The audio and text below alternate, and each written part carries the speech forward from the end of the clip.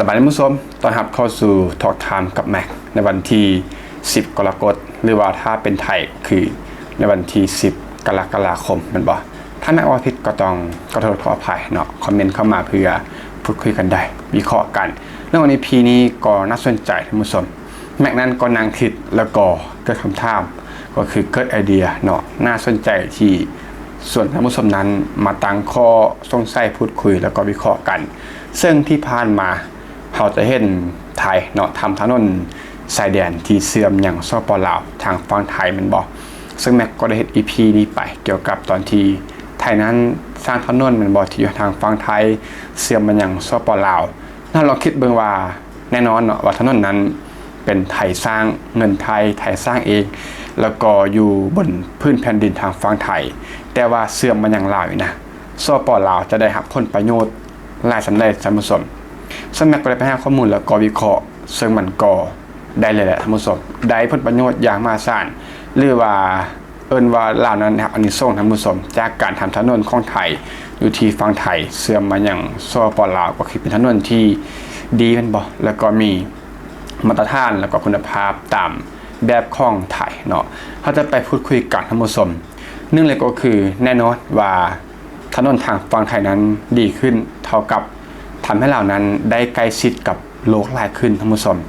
แม้ว่าถนนจะอยู่ฝั่งไทยเนาะเพราะว่าไทยนั้นสร้างมันบ่ไทยลงทุนสร้างใช้เงินสร้างก็เป็นถนนของไทยแต่ว่าเป็นเส้นทางหลักที่สินค้าเหล่านั้นใช้เดินทางเข้าไปยังท่าเรือหรือว่าสนามบินและก็ตลาดผู้บริโภคของไทยแน่นอนเนาะว่าส่วนใหญ่ก็จะเป็นการนำเข้าจากไทยบอกก็คือลาวนำเข้าจากไทยสินค้าเราไปไทยก็มีจำนวนที่ว่าน้อยกว่าเนาะแต่ว่าเท่าใดก็ตามจะน้อยหรือหลายอย่างน้อยก็ได้ใส่ถนนของทางฝั่งไทยเห็นบ่ที่ว่าไทยนั้นได้ทำถนนเสื่อมลาวก็คือสินค้าลาวที่ส่งข้ามไปไทยนะก็จะได้รับอานิสงส์ก็คือได้ใส่ถนนที่มันดีมีคุณภาพเนาะถึงว่าจะสินค้าจะน้อยจะหลายก็ตามสุดท้ายแล้วก็ได้ใส่ถนนที่ดีบ่ท่านผู้ชมเมื่อไทยนั้นขยายเป็น4เลนเนาะหรือว่าถนนมอเตอร์เวย์ต่างๆแล้วจะเป็นถนน2เลนเนาะคือที่ผ่านมาแต่ว่าเป็นถนนที่มีคุณภาพแล้วก็มีความปลอดภัยเป็นถนนที่ดีได้มาตรฐานก็ช่วยการขนส่งสินค้าเหล่านั้นได้รวดเร็วขึ้นเท่ากับลดต้นทุนมันบอกในการใช้พลังงานเชื้อเพลิงในการขนส่งซ่อนเลยก็คือเหล่านั้นบ่ต้องลงทุนแต่ว่าได้รับผลประโยชน์รวมเนาะไทยเป็นผู้ลงทุนในการก่อสร้างเป็นถนนที่อยู่ฝั่งไทยแต่เราสามารถใช้โครงข่ายดังกล่าวในการค้าขายและก็เดินทางในทันทีถือว่าเป็นการเพิ่มศักยภาพด้านโลจิสติกส์ให้กับสปลาวโดยที่บ่ต้องใช้งบประมาณของลาวเนาะแน่นอนว่าการที่ไทยสร้างถนนของไทยใช้เงินเนาะบ่แม่นถนนของลาวบ่แม่นลาวใช้เงินแต่ว่าลาวนั้นสามารถใช้ถนนดังกล่าวนี้ได้ร่วมกับไทยเมื่อเดินทางจากฝั่งลาวข้ามไปฝั่งไทยมุสลิมสร้างแล้วก็คือข้อนี้ก็สำคัญดึงดูดเอานักท่องเที่ยวจากไทยให้เข้ามาลาวได้ง่ายขึ้นท่านผู้ชมนี่คือเป็นข้อที่ดียามาศาสตร์แล้วก็เป็นข้อที่น่าสนใจถนนที่ดีนั้นทำให้คนไทยขับรถผ่านสายแดนได้สะดวกบ่แล้วก็มีแนวโน้มที่จะอยากเดินทางเข้ามาเที่ยวสปลาวเพราะว่าคนไทยจำนวนบ่น้อยเนาะก็มักเดินทางมาเที่ยวลาวอยู่แล้วซึ่งจะสถิติก็บอกในส่วนที่ผ่านมาก็ไทยกับจีนนี่แหละที่เป็นนักท่องเที่ยวที่เข้ามาเที่ยวลาวหลายที่สุดแม่นบ่แต่ว่าชายแดนไทยกลายเป็นประตูการท่องเที่ยวสู่ลาวท่านผู้ชมเมื่อเมืองหลวงอย่างลำพะบางเวียงจันทน์ปากเสชนเขตก็มีโอกาสตลาดนักท่องเที่ยวได้หลายขึ้นบ่จะเป็นชาวไทยหรือว่าต่างชาติเนาะที่เข้าไปเที่ยวไทยสำเร็จแล้วซึ่งใน EP ล่าสุดแม็กก็ได้เฮ็ดหัวข้อนี้พอดีเนาะว่านักท่องเที่ยวจำนวนมหาศาลนะอยู่ไกลกับลาวก็คือนักท่องเที่ยวจากทั่วโลกบ่เดินทางมายังประเทศลาวยังประเทศไทยปีหนึ่ง30กว่าล้าน40ล้านคนนั้นไม่ถึงว่านักท่องเที่ยวนะอยู่แค่เอื้อมเนาะขึ้นอยู่กับว่าลาวนั้นจะดึงเข้ามาสู่สปลาวได้แนวได้เนาะหลังจากที่เที่ยวเสร็จจากไทยบ่ซึ่งข้อนี้ก็มีส่วนสำคัญเมื่อถนนเชื่อมกันมันดีขึ้นเป็นบ่เฮ็ดให้นักท่องเที่ยวจากไทยเองหรือว่าจากต่างชาติที่เที่ยวเสร็จจากไทยต้องการจะมอง5ประเทศเพื่อนบ้านแล้วก็มีแนวโน้มเนาะที่จะอยากข้ามมาเที่ยวที่สปลาวต่อท่านผู้ชมจากถนนที่มันดีขึ้นการเดินทางที่รถสบายเห็นบ่4เลยก็คือนักลงทุนนั้น มองลาวด้วยความน่าสนใจหลายขึ้นการลงทุนนั้นบ่ได้เบิ่งเพียงแต่ถนนในลาวเนาะแต่ว่าเบิ่งว่าการขนส่งไปประเทศไทยนั้นสะดวกหรือบ่ก็คือเมื่อต่างท่านการผลิตหรือว่าต่างโรงงานต่างๆอยู่สปปลาวถ้าว่าผ่านถนนลาวไปแล้ว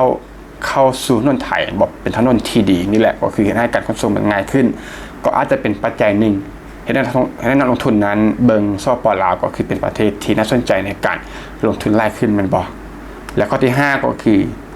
เพิ่มมูลค่าในการค้าขายสายแดนระหว่างไทยแล้วก็สปปลาวรถบรรทุกนั้นผ่านสายแดนได้รวดเร็วขึ้นเนาะผ่านถนนที่มันสะดวกขึ้นทางฝั่งไทยระยะเวลาในการขนส่งนั้นสั้นลงลดต้นทุนของน้ำมันข้อนี้ก็เบสิกพื้นฐานลดเวลาที่จะรอหน้าด่านทำให้การค้าระหว่างสองประเทศนั้นมันเติบโตเหมือนบ่การเดินทางสะดวกขึ้นขนส่งสินค้าได้ไวขึ้นส่งสินค้าได้รวดเร็วขึ้นหน่อยให้การค้าสายแดนตัวเลขมันเติบโตอย่างแน่นอน6ก็คือส่วนสินค้าเหล่านั้นแข่งขันได้หลายขึ้นท่านผู้ชมมันจะเป็นพวกเกษตรเนาะผลไม้กาแฟ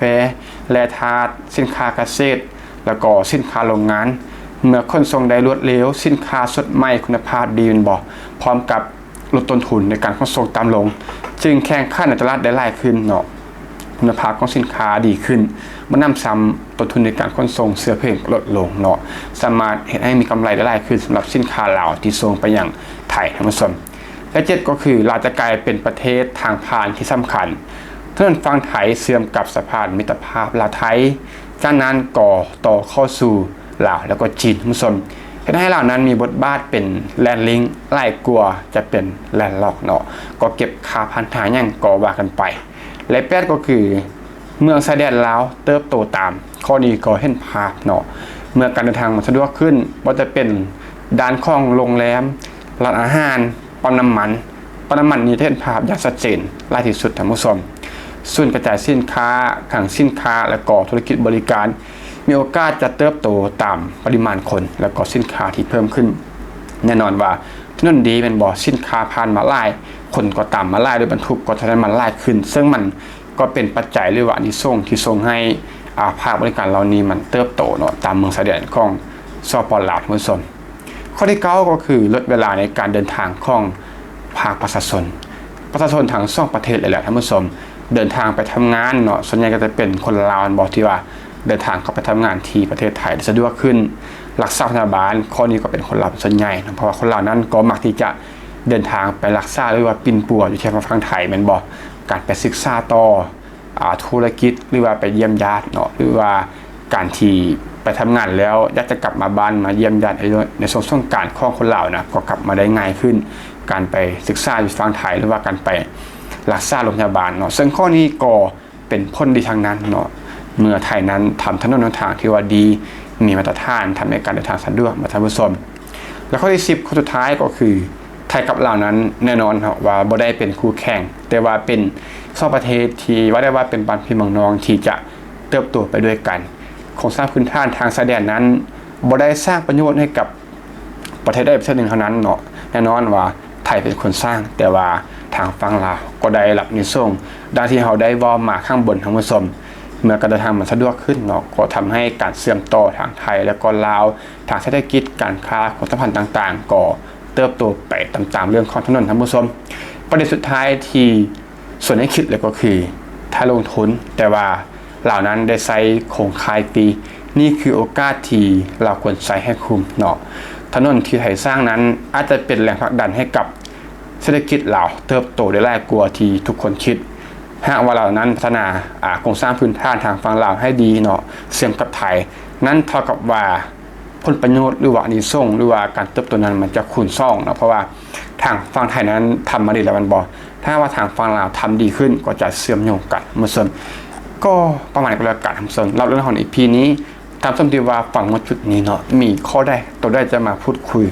รวมวิเคราะห์กันก็เต็มที่ก็คอมเมนต์ EP นี้ก็ต้องขอบคุณทุกท่านที่เข้ามารับชมรับฟังพบกันใหม่ EP ต่อไปขอขอบใจ